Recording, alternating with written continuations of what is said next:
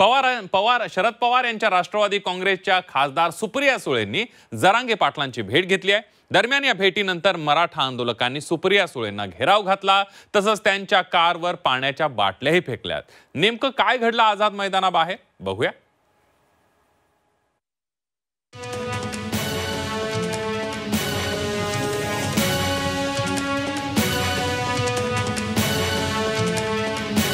सरकारनं गोळ्या जरी घातल्या तरी मी बलिदान द्यायला तयार आहे, पण मागं हटायला तयार नाही, हा शब्द आहे माझा तुम्हाला।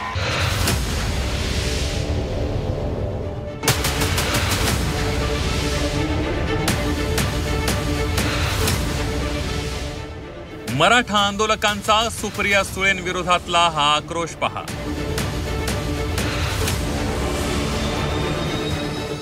मराठा आरक्षणावरून मुंबईच्या आझाद मैदानावर ठाण मांडून बसलेल्या जरांगे पाटलांची सुप्रिया सुळेंनी भेट घेतली। दरम्यान यावेळी त्यांनी जरांगे पाटलांच्या तब्येतीची विचारपूसही केली। मात्र जरांगेंच्या भेटीनंतर माघारी जाताना मराठा आंदोलकांनी सुप्रिया सुळेंना घेराव घातला।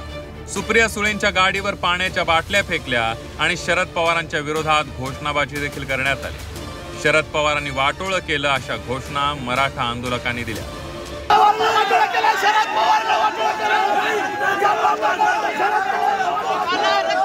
थोड्या वेळापूर्वी सुप्रिया सुळे यांना घेराव घालण्यात आला, कितपत योग्य होतं अशा प्रकारे घेराव घालणं वगैरे मराठा आंदोलकांनी?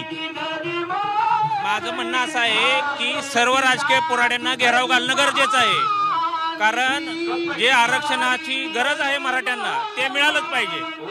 मग सुप्रिया सुळे असो किंवा आणि कुठल्याही पक्षाचं नेतृत्व असो, त्यांना सर्वांना घेराव घालणं गरजेचं आहे। आता आपण ज्या घटनेची गोष्ट केली, काय होतो ज्यावेळी एवढा मोठा मॉप असतो आणि तो मॉप कुठच्या एका संघटनेशी संबंधित नाही आहे, एका समाजाचा आहे, त्यावेळी वेगवेगळे विचाराची लोक असतात, वेगवेगळे पक्षातली लोक असतात, काही द्वेष ठेवणारी लोक असतात आणि कदाचित तो एक संकुचित प्रकार ताईंच्याबद्दल झाला असेल, पण त्याचा अर्थ आपण पूर्ण रीतीने पवार साहेबांवरती जे दोष आरोप करण्याचा प्रयत्न असं करून चालणार नाही। त्याला कारण असं आहे की त्यांचं इतर समाजाच्या बद्दलचं पण योगदान हे आपण नाकारू शकणार नाही।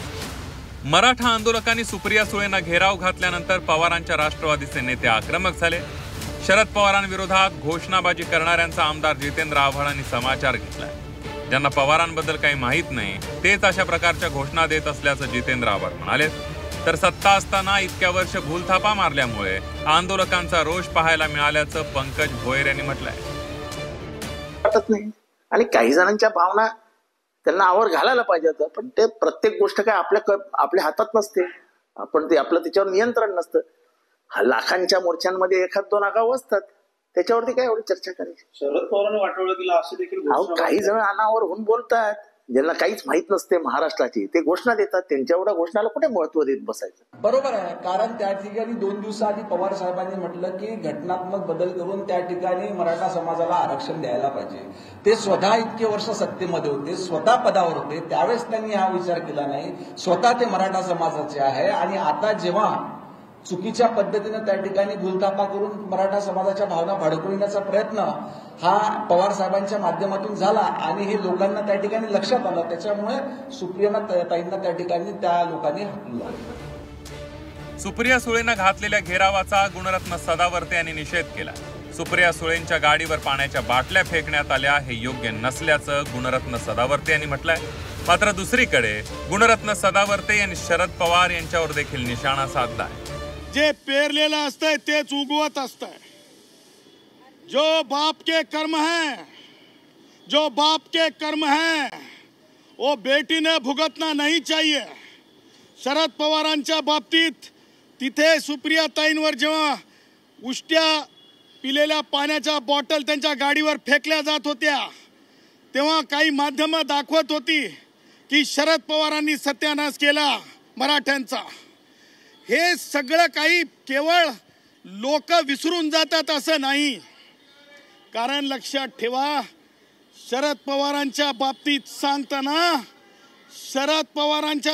सांगताना काही महत्वाच्या गोष्टी, गोंडगोवारींच्या बाबतीत जे घडलं होतं ते सुद्धा तेवढंच निंदनीय होतं, ते सुद्धा तेवढंच गंभीर होतं। आणि सांगायचं तात्पर्य आज जे घडलेलं आहे म्हणजे संसद रत्न सुप्रिया ताईंसोबत गुणरत्न ताई पहिला माणूस आहे की कोणी सुद्धा कोणत्या महिलेवर ज्या प्रकारे तुमच्या गाड्यांवर उलट्या काय म्हणतो त्याला उष्ट्या बॉटल फेकल्या तशा फेकल्या जाऊ नये.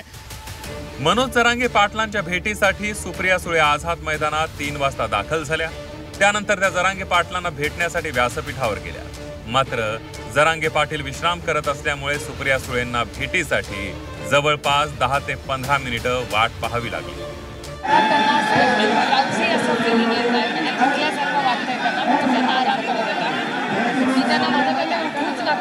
सरपंचांचा आदेश होता म्हणून 2 मिनिटं मी त्यांना म्हणले तब्येतीची काळजी घ्या, सगळ्यांच्या जबाबदाऱ्या घरातले पण काळजी करत असतात अर्थातच. त्यामुळे आणि त्यांचं म्हणणं होतं की BMCला मी विनंती करावी. मी कालही BMC कमिशनरांना कॉन्टॅक्ट केला तर आजही त्यांची मागणी आहे की BMC कमिशनरांनी थोडा या भागामध्ये स्वच्छतेचा मोठा प्रश्न येतोय.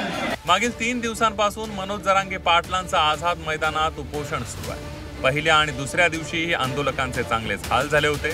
त्यामुळे मराठा आंदोलक आक्रमक झाल्याचं पाहायला मिळत आहे. दरम्यान आज सुप्रिया सुळेंनी जरांगे पाटलांची भेट घेतली आणि यावेळी देखील आंदोलकांचा रोष पाहायला मिळाला आणि आंदोलकांनी थेट सुप्रिया सुळेंना घेराव घातला, जोरदार घोषणाबाजी केली.